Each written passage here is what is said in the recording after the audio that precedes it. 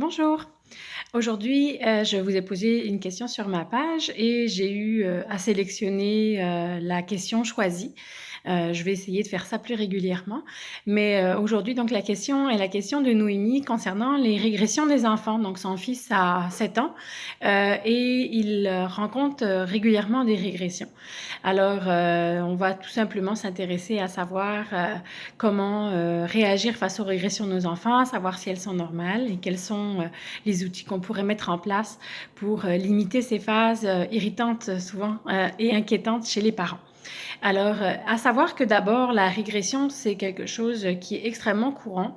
Je régresse moi-même en ce moment, vu la température qu'il fait dehors. J'aurais tendance à être plus recluse sur moi, à manger plus, à me coucouner. Donc, c'est sûr qu'avec le temps, j'ai développé mes stratégies pour pallier moi-même à mes régressions, mais on régresse tout au long de la vie finalement. C'est des rythmes qui sont normaux.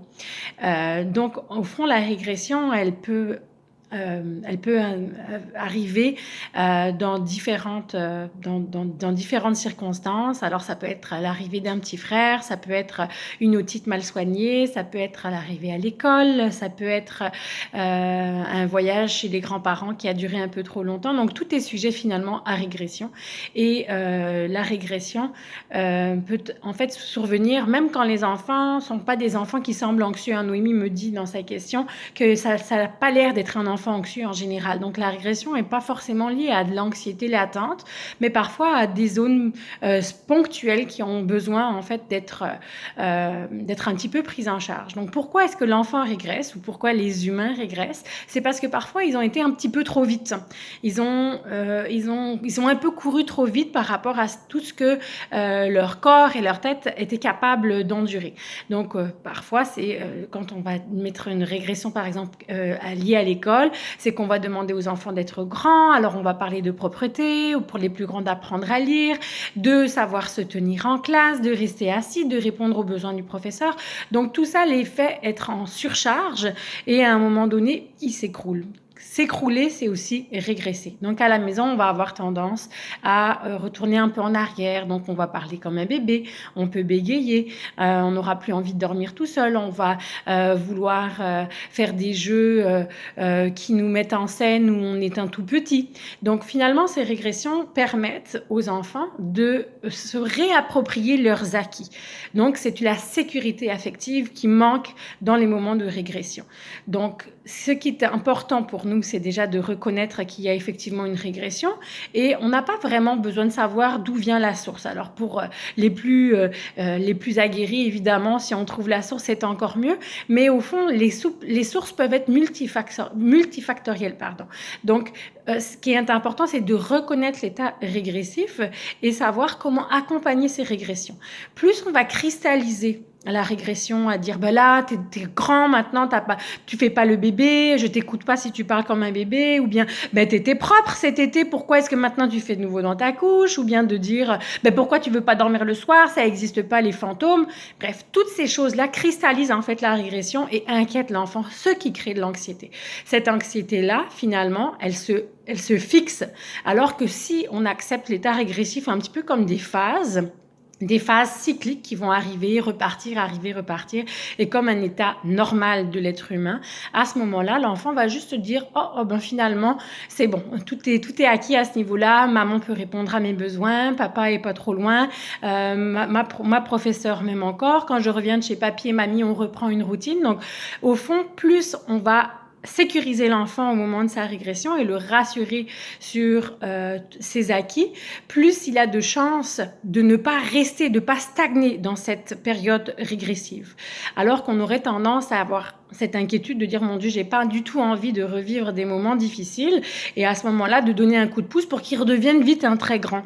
À ce moment-là, l'enfant va vraiment plus s'opposer, devenir confrontant, parce que ce qu'il a besoin de savoir, c'est que il est en sécurité affective. Il a besoin de savoir que au fond, s'il avance, il continue à avoir une base solide. Alors, les astuces qu'on pourrait utiliser finalement quand nos enfants traversent ces phases qui sont des irritants pour nous et des inquiétudes parce qu'on se voit que nos enfants ne vont pas bien, donc forcément on s'inquiète, et que nos enfants sont dans des moments d'inconfort parce qu'ils sont tiraillés entre vouloir grandir et en même temps se rendre compte que cette phase de bébé ou de plus petit, elle est confortable. Donc, comment est-ce qu'on fait pour accompagner nos enfants dans cette difficulté-là? C'est tout simplement d'accueillir la phase régressive, de rassurer l'enfant sur tout ce qu'il met en place, tout ce qu'il questionne pour lui dire « mais oui, ne t'inquiète pas, ces acquis sont là, ces acquis demeurent. Hein? Si tu grandis, je ne vais pas moins t'aimer. Si tu vas à l'école ou si tu pars ou si tu as de la difficulté à t'endormir, je vais continuer à être présent pour toi, présent dans l'instant et présent aussi dans ma capacité de t'accueillir. » Donc, au fond, on joue avec lui le jeu de la régression. Hein? Alors, on va dire par exemple qu'un enfant qui est plus propre, on va lui dire « ah ben, je te remets des couches à ce moment-là » parce que ça te sécurise peut-être de mettre des couches, alors à ce moment-là, on peut mettre des couches. Les enfants, juste de savoir qu'ils peuvent remettre une couche, vont juste être sauf en se disant « ok, ben si j'ai le droit d'avoir une couche, c'est pas grave, je peux me tromper, j'ai ma petite béquille. » Au fond, c'est ça, ce sont des béquilles qu'il faut mettre en place pour nos enfants. Quand un enfant a peur de se coucher, c'est de lui rappeler pourquoi on doit faire dodo, à quelle heure on doit faire dodo, raconter des histoires sur les monstres et les fantômes pour rassurer l'enfant, rassurer qu'on va toujours être disponible pour lui. Et effectivement, à ce moment-là, l'enfant, lui, son instinct, hein, sa physiologie le pousse à être dans l'élan de vie. Lui, il veut apprendre, il veut grandir, il veut être autonome. Donc, il y a des très grandes chances, quand il va se rendre compte que cet état-là n'est plus en danger, qu'il retourne finalement à ses acquisitions. Donc, au fond, les acquisitions dans la vie des enfants se font toujours par un bond en avant, un bond en arrière. Donc, phase d'acquisition, phase régressive. Phase d'acquisition, phase régressive. Donc, ça n'est jamais linéaire, les acquis de nos enfants, que ce soit au niveau du sommeil, au niveau même de la propreté, que ce soit même au niveau des apprentissages scolaires. Je me rends compte, par exemple, qu'en ce moment, ma fille, elle régresse un petit peu sur son apprentissage de la lecture. Et elle le dit souvent, elle me dit, tu sais, j'ai pas tellement envie d'être une grande en ce moment. Alors, je lui dis, prends ton temps, prends le temps qu'il te faut. De toute façon, il y a encore des images dans le livre. Et quand tu seras prête, tu pourras lire les lettres. Donc, juste de savoir qu'elle a cette capacité de prendre un arrêt, de se dire, ok, là en ce moment, j'ai vraiment besoin de me consolider mes acquis, de me rassurer pour pouvoir continuer à aller vers l'élan. Ça rassure beaucoup nos enfants. Quant à nous, évidemment, c'est de nommer nos inquiétudes, de nommer, alors nos inquiétudes, évidemment, on essaye de ne pas les nommer à nos enfants dans ces moments-là parce qu'on risque la cristallisation, mais de nommer même à soi, de dire, oh là là, j'ai vraiment vécu une période de vie difficile, j'ai pas envie de revivre ces difficultés. Ou bien de nommer à nos conjoints, je sens qu'aujourd'hui, j'ai moins de patience dans sa phase régressive. Est-ce que tu peux prendre en charge? Est-ce que tu peux prendre la relève? Donc, c'est d'accepter aussi que c'est normal pour nous d'être un peu stressé, de vivre de l'inconfort, d'avoir peur que cette phase perdure et qu'à ce moment-là, on perd nos fragiles acquis. Donc, à partir du moment où finalement la phase régressive dure on pourrait dire 2 à 3 semaines, on n'a pas besoin de s'inquiéter plus que ça.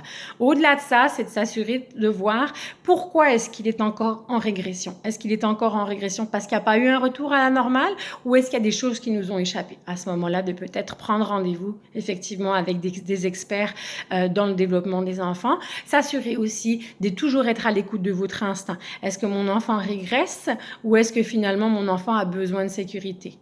Parce que c'est important de reconnaître nos besoins et le besoin de nos enfants et vous êtes les meilleurs placés pour savoir ce dont ils ont besoin et comment ils ont besoin de ça. Donc voilà, pour aujourd'hui, j'espère Noémie que ça aura répondu à tes questions. Puis on va essayer la même chose la semaine prochaine. Alors je vous dis à très bientôt.